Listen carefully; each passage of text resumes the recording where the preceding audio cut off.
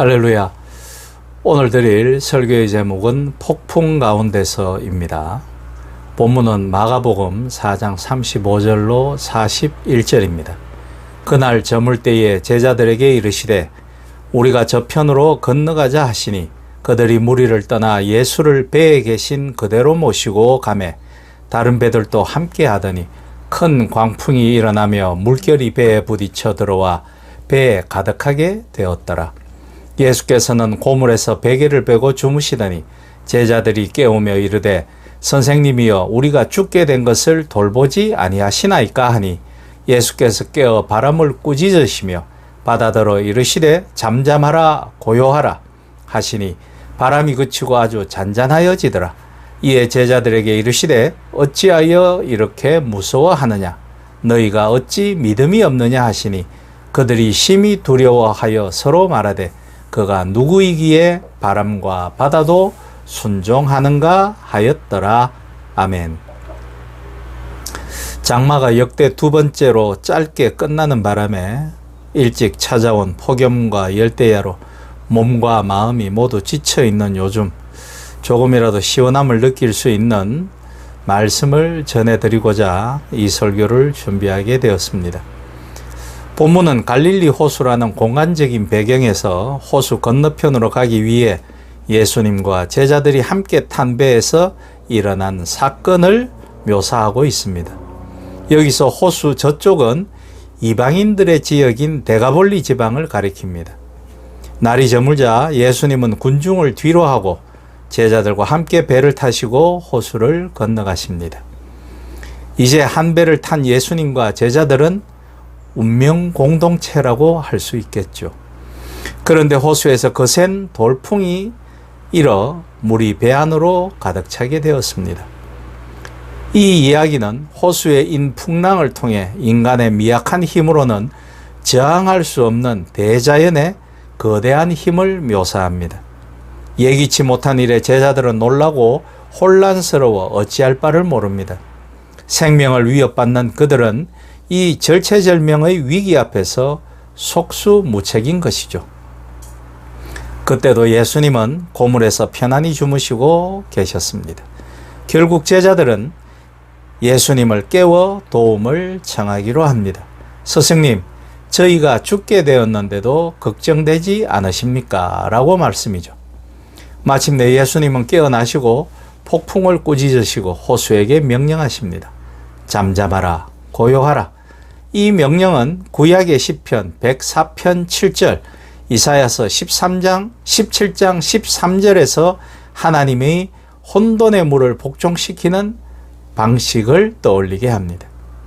사람의 생명을 위협하는 엄청난 바다의 풍랑처럼 파괴적인 자연의 힘인 혼돈의 물은 절대자에 의해서만 통제될 수 있습니다. 하나님은 혼돈의 물을 잠잠케 하시고 그곳에 질서를 가져다 주십니다.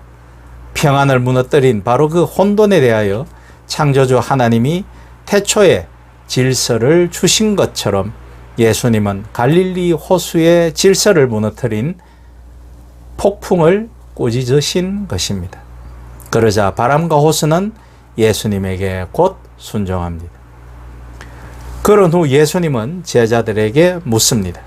왜 겁을 내느냐? 아직도 믿음이 없느냐? 여기서 겁과 믿음은 대조를 이루죠. 겁은 믿음이 없음을 나타내는 것입니다.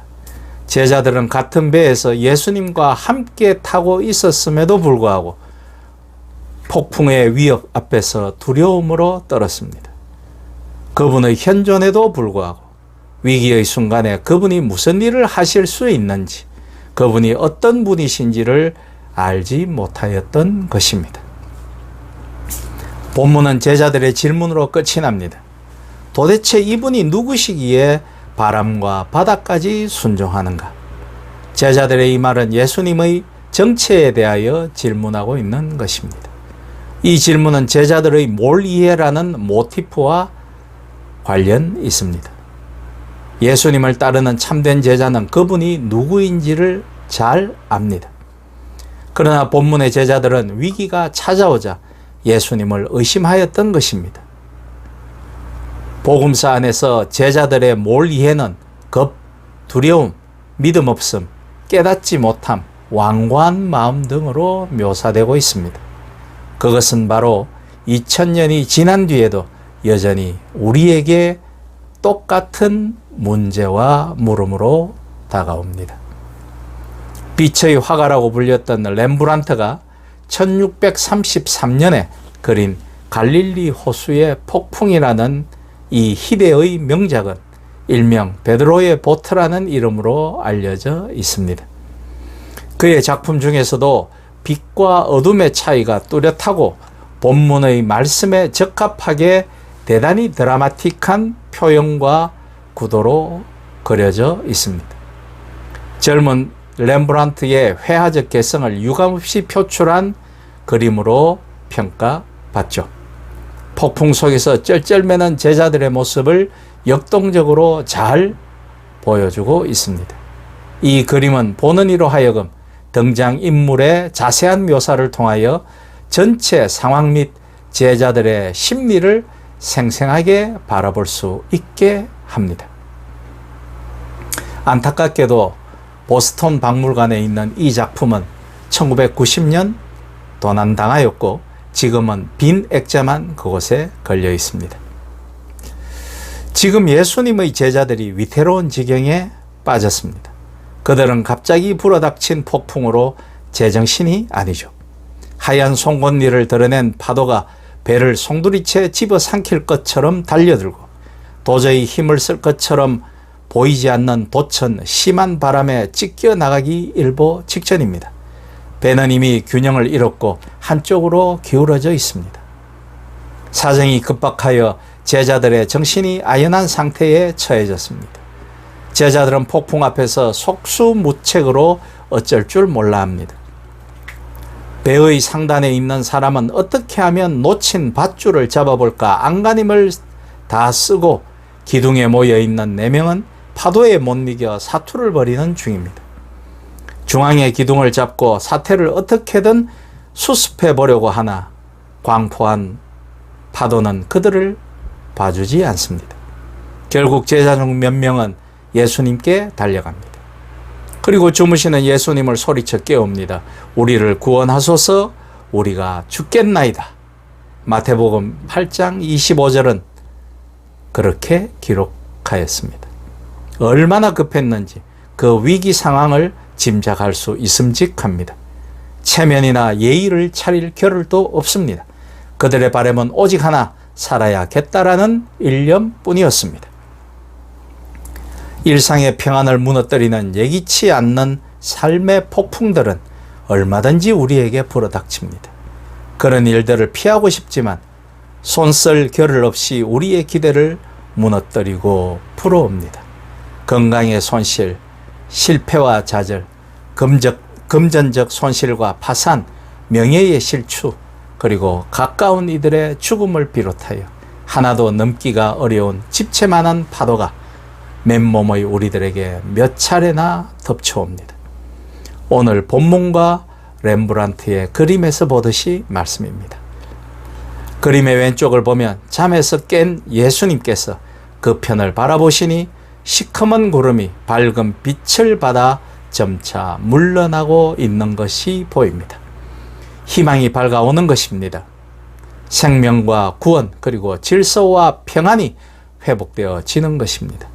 어부였던 베드로, 안드레 그리고 호숫가에서 살았던 야고보와 요한은 폭풍의 무서움을 너무나 잘 알고 있었을 것입니다. 파도가 잦아지기 전까지 목숨을 부지할 수 있을지 그들 스스로 의심하였던 것이겠죠. 위기가 오면 진실은 그 본래의 모습을 드러냅니다. 진정한 친구가 누구인지 무엇이 진리였는지를 알게 되는 것이죠. 신앙도 그 실상이 드러나는 것입니다.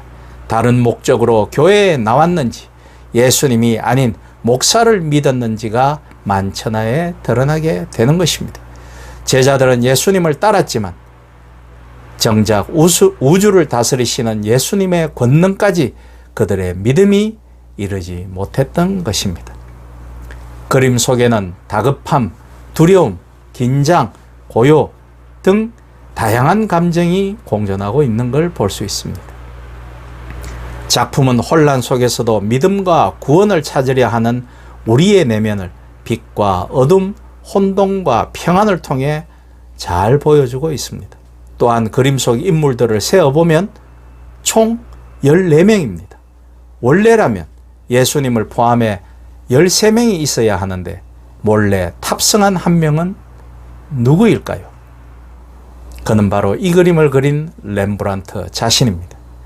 푸른 옷을 입고 그의 시그니처 아이템인 베레모를 바람에 날리지 않게 붙잡고 있는 사람이 바로 렘브란트이죠.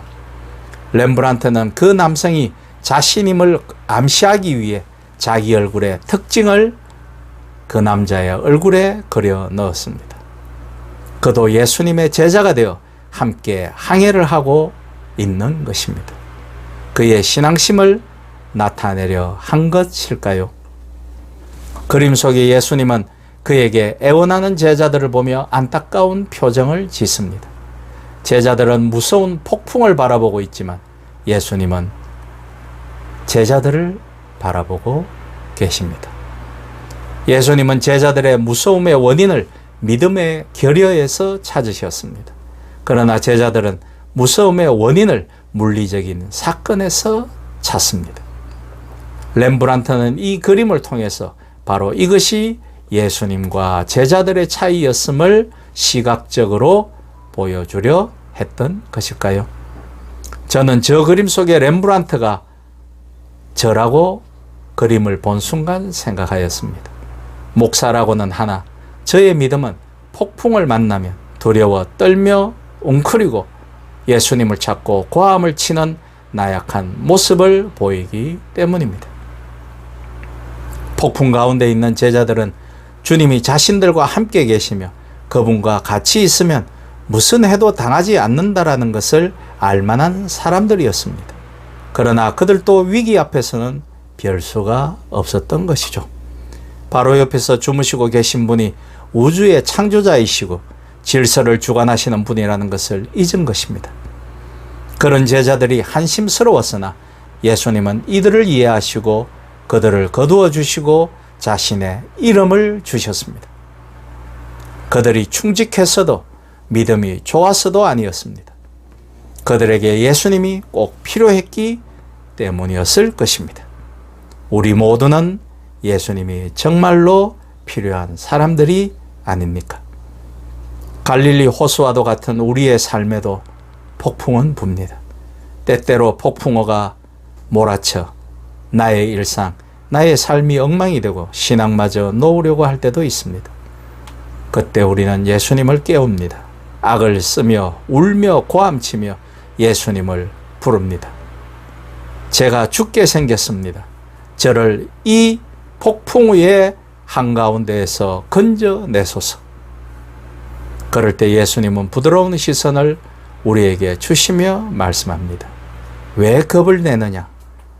이 믿음이 약한 사람들아. 예수님이 건네시는 이 말씀이 저와 여러분들을 평안한 구원의 항구로 인도하시기를 우리 주 예수 그리스도의 이름으로 축복하며 부탁드립니다. 아멘.